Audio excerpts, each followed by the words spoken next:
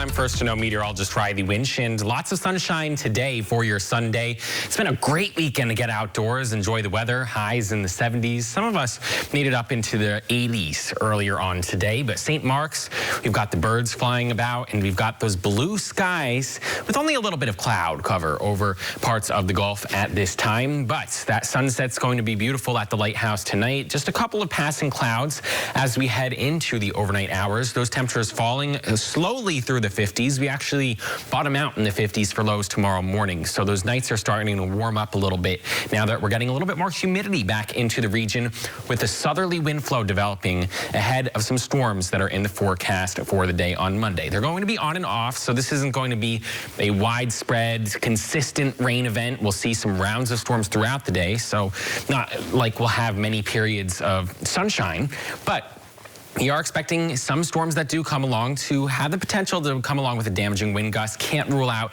a very brief tornado before we have some lingering showers on Tuesday.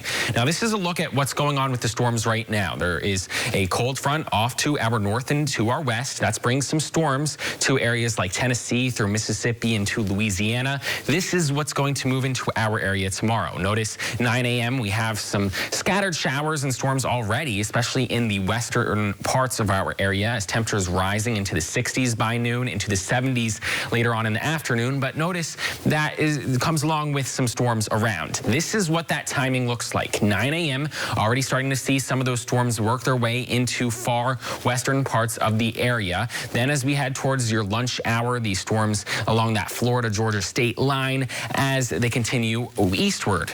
But these storms start to redevelop behind that initial line. We get some more storms to roll through as we head towards our commute home from work, and then around sunset tomorrow expecting another line of storms before we start to see things dry out overnight, and then potentially see some more scattered showers and storms later in the day on Tuesday. So we're looking at damaging wind gusts, potential for some hail, a very, very low tornado threat, but it's not something we can entirely rule out. So this is primarily going to be a severe threat for the western Big Bend in South Georgia. Now, as we head throughout the next 7 days, we are going to see some storm chances Monday and Tuesday, but then we dry out with highs in the 80s by Wednesday.